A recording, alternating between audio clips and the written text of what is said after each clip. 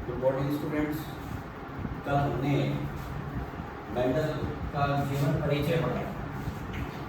Mendel के जीवन परिचय पर चर्चा की थी।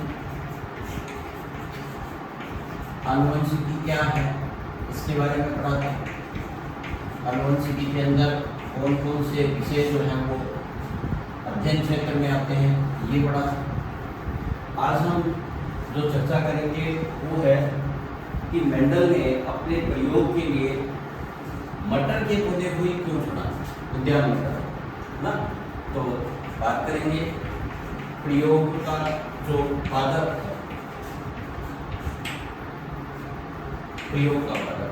तो मेंडल ने प्रयोग किए थे उद्यान मटर पर। कल हमने पढ़ा भी था इस चीज को कि मेंडल जिस चर्च में पादरी थे उसी के लॉन में या उद्यान के अंदर उन्होंने उद्यान मटर, जिसका वैज्ञानिक नाम था पाइसम सेटाइवम, पाइसम सेटाइवम, इस पादप पर अपने प्रयोग किए। तो उद्यान मटर को उसने अपने प्रयोग के लिए चुना। इसके पीछे क्या कारण थे? तो पौधे के चयन के पीछे अपन कुछ कारणों की चर्चा करेंगे। चयन के कारण तो देखिए, सबसे पहला कारण जो था कि मटर का जो पादप था उसमें विपर्यासी, एक शब्द है विपर्यासी, कॉन्ट्रास्टिव फॉर्म्स इसको बोलते हैं, विपर्यासी लक्षण। आप इसको समझने के लिए कह सकते हैं विपरीत लक्षण, अपोजिट कैरेक्टर्स जो होते हैं। जैसे अपन एक कैरेक्टर की बात करें जिनके अंदर जैसे पादप की लंबाई, एक कैरेक्टर है जिसका नाम हमने दिया है लंबाई, जो हो सकती है कि पादप लंबा हो सकता है या फिर शॉर्ट हो सकता है, बात जिसको अपन बोला कहते हैं। तो एक लक्षण हो गया लंबा, लंबापन एक कैरेक्टर है, और दूसरा इसका अपोजिट कैरेक्टर हो गया बोना। इस तरह से ये एक लक्षण के दो विकल्प हमारे पास बनते थे, एक लंबा और एक दूसरा बोना। तो ऐसे लक्षण कहलाते हैं विपर्यासी या विपरीत लक्षण, अपोजिट कैरेक्टर्स भी आप उनको कह सकते हैं। दूसरा जो मटर का पौधा है, मटर पादप या उद्यान मटर आप उसको कह दीजिए, उद्यान मटर, ये पौधा एक वर्षीय होता है। अब ये एक वर्षीय क्या है? ऐसे पादप जो जन्म से मृत्यु तक का समय एक ही साल में पूरा कर लेते हैं, है ना, उनको अपन बोलते हैं एक वर्षीय। तो ये भी इसी तरह का एक वर्षीय पौधा है। 4 से 6 माह जो है वो उसका अपन कह सकते हैं कि जीवन काल होता है। देखिए, इसका जीवन काल छोटा है, इसलिए अपन कहते हैं कि एक वर्ष में इसकी एक से अधिक पीढ़ियां प्राप्त होती। और इससे इसको क्या फायदा हुआ मेंडल को कि जल्दी जल्दी पीढ़ियां प्राप्त हुई, तो रिजल्ट जो है वो जल्दी आने लगे। तीसरा, यदि मटर के पौधे के चयन के कारण में देखें अपन, तो हमारे पास आ जाता है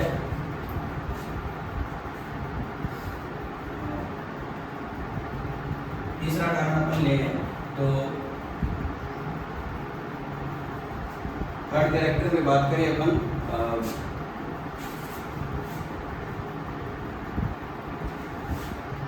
मटर पादप के पुष्प की बात करें। मटर पादप का पुष्प, तो पुष्प कैसा था? तो पुष्प था कैसा? द्विलिंगी। द्विलिंगी क्या है? ऐसा पौधा जिसके ऊपर नर व मादा दोनों प्रकार के जनन या जननांग उपस्थित, जननांग एक ही पादप पर, एक ही पादप के एक ही पुष्प पर उपस्थित। द्विलिंगी शब्द का अर्थ हो गया नर और मादा दोनों प्रकार के जो जनना है, सेक्स ऑर्गन्स जो होते हैं, वो एक ही पुष्प के ऊपर पाए जाते हैं। ऐसे पुष्प को अपन बोलते हैं द्विलिंगी। तो मटर का पौधा भी एक इस प्रकार का प्लांट था जिसके पुष्प द्विलिंगी प्रकार के थे। दोनों प्रकार के जननांग एक ही पौधे के ऊपर, पादप के एक ही पुष्प पर थे। अब यदि अपना अगला बिंदु की बात करें तो देखिए, जब दोनों प्रकार के सेक्स ऑर्गन्स एक ही प्लांट, एक ही पुष्प या एक ही फ्लावर पर होते हैं, तो ऐसी स्थिति में क्या होता है कि पादप में स्वपरागण होता है। क्योंकि स्वपरागण का अर्थ क्या है? स्व का मतलब होता है स्वयं का, परागण का मतलब होता है परागण की क्रिया, अर्थात परागकणों का पहुंचना, ठीक है ना। तो स्वपरागण जो है वो इसके अंदर होता है। लेकिन पुष्प जो है वो द्विलिंगी होने के साथ साथ कैसे थे? बड़े पुष्प, बड़े पुष्प आकार में कह लीजिए बड़े, और कैसे थे? रंगीन कलरफुल होते हैं। तो आकार में बड़े होने के कारण क्या कर सकते हैं कि हम यहाँ पर एक मेथड है जिसको बोलते हैं विपुंसन, ठीक है ना। और इस विधि के द्वारा हम जो नर युग्मक हैं, नर युग्मक बनाने वाले जो जननांग हैं, जिनको अपन बोलते हैं नर जननांग में पुंकेसर को हम कृत्रिम विधि के द्वारा या कृत्रिम तरीके से क्या कर देते हैं? हटा देते हैं। इस क्रिया को हम बोलते हैं विपुंसन। देखिए, पुष्प बड़े हैं, स्वपरागण होता है, लेकिन विपुंसन की विधि के द्वारा नर जननांग में जो पुंकेसर होते हैं, इनको अपन कृत्रिम तरीके से हटा देते हैं। इस क्रिया को कहा जाता है परपरागण। तो हम कह सकते हैं कि मटर के पादप में या उद्यान मटर में परपरागण को सरलता से किया जा सकता है। तो ये कुछ लक्षण जो हैं वो ये बताते हैं कि उस समय मेंडल के लिए मटर के पादप को चुनना बहुत ज़्यादा उपयुक्त था। ये कुछ लक्षण हमने देखे जो मटर के पादप के अंदर उस समय मेंडल को दिखाई दिए, और इसी कारण से उन्होंने इस पादप को प्रयोग के लिए चुना। इसके बाद देखिए, अपन बात करते हैं मेंडल के पुनर्खोजकर्ता।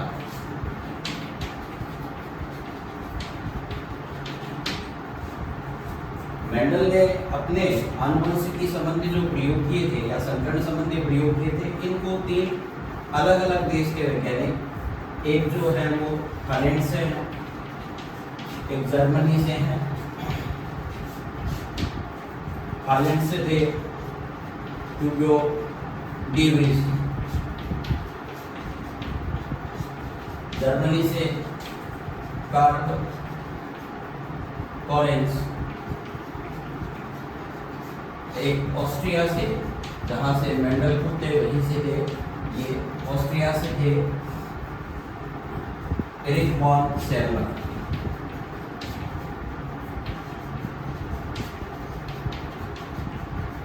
ये 3 वैज्ञानिक थे, तीनों ने इंडिपेंडेंटली मतलब स्वतंत्र रूप से और मेंडल के प्रयोगों का दोहरान किया, और मेंडल के समान ही इन्होंने क्या किए? परिणाम प्राप्त किए। देखिए, मेंडल के प्रयोगों के काफ़ी समय बाद, लगभग 35 वर्षों के अंतराल के बाद इन्होंने इन प्रयोगों का दोहरान किया था और सेम वैसे ही रिजल्ट प्राप्त किए थे। कल अपन ने इसी की बात की थी कि मेंडल को इसीलिए आनुवंशिकी का पिता या जनक कहा गया। ये 3 वैज्ञानिक, एक हॉलैंड से ह्यूगो डी व्रीज, जर्मनी से कार्ल लॉरेंस, ऑस्ट्रिया से एरिक वॉन सेरलर, जिन्होंने मेंडल के प्रयोगों का दोहराने के लिए। आगे हम चर्चा करते हैं कि मेंडल ने किस प्रकार के प्रयोग किए। यदि अपन मेंडल के प्रयोगों पर चर्चा करें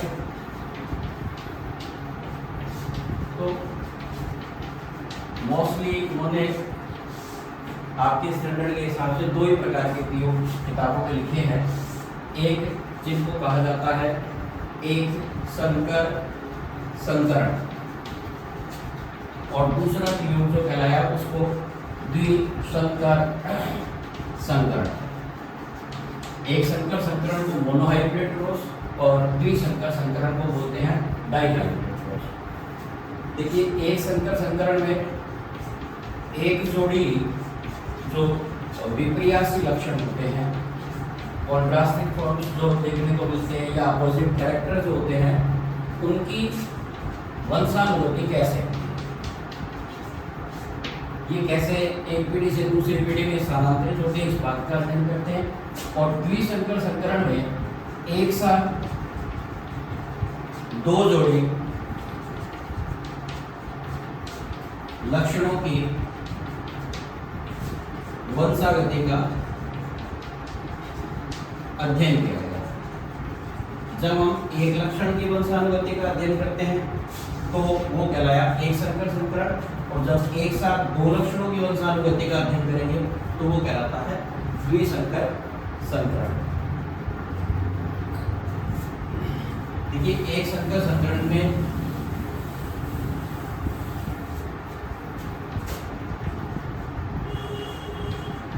एक संकर संकरण,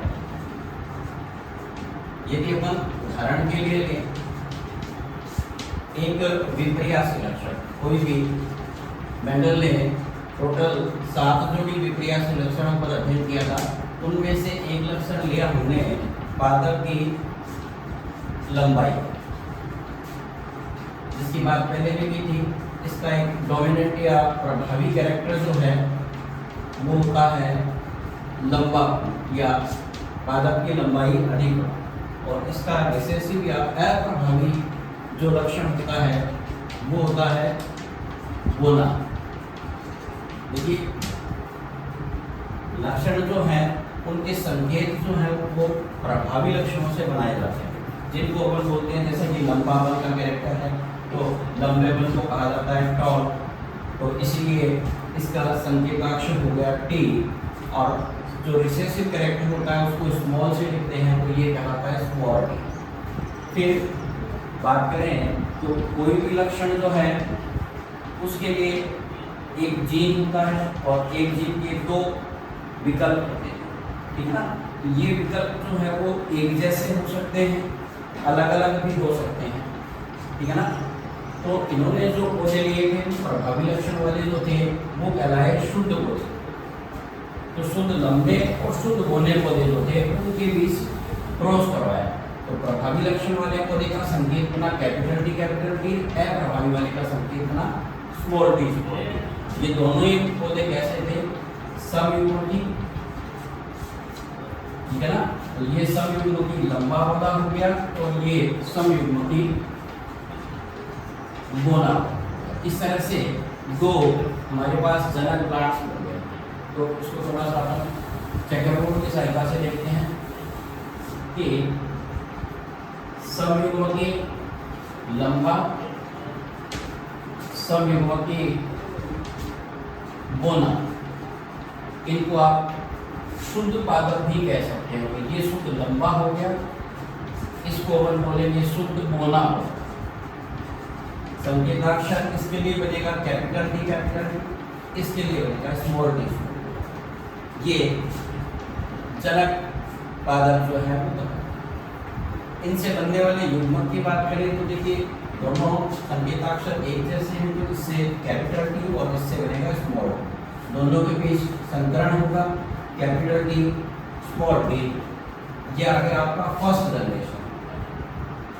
फर्स्ट जनरेशन का मतलब हो गया कि आपकी प्रथम पीढ़ी जो है, जो जनक पौधों के संकरण से प्राप्त होती है उसको बोलते हैं अपन F1 पीढ़ी या प्रथम पीढ़ी। तो ये कैपिटल टी स्मॉल टी, और इसके सभी पादप कैसे थे, लंबे। जीनोटाइप की बात करें तो देखिए कैपिटल टी स्मॉल टी का, इसलिए अपन इसको कहते हैं विषम युग्म।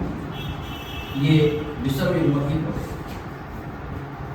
जब F1PD के पार्थू में संकरण करवाया जाता है तो उससे हमें प्राप्त होता है F2 जनरेशन। तो देखिए F1 cross F1, capital T small T, capital T small T, इससे ये जनक है।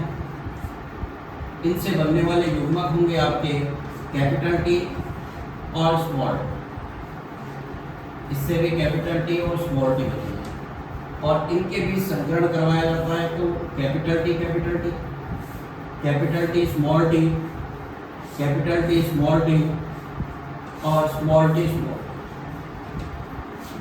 ये कैसा पादप? लंबा।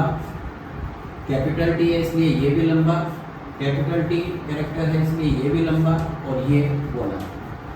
तो 3 प्लांट्स जो हैं वो लंबे और एक गोला। यदि अपन इसको 100 में डिवाइड करें तो 25, 25, 25 और 25।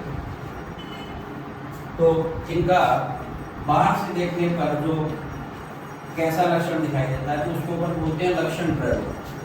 और लक्षण प्रारूप कितना आया? 75 हो गया लंबे और 25 हो गया गोला। तो इनका जो अनुपात बना वो आ गया आपका 3:1। यदि अपन इसके जीन प्रारूप की बात करें तो जीन प्रारूप में एक जो है वो कैपिटल टी वाला 1, कैपिटल टी स्मॉल टी वाला पादप 2 और स्मॉल टी वाले कितने? 1। तो इस तरह से इनका जो लक्षण प्रारूप जीन प्रारूप बना हुआ आया 1:2:1। इस तरह से आज मेंडल का जो है वो एक संकर संकरण प्रयोग पूरा हुआ। कल अपन डाइहाइड्रेट या द्विसंकर संकरण की बात करेंगे।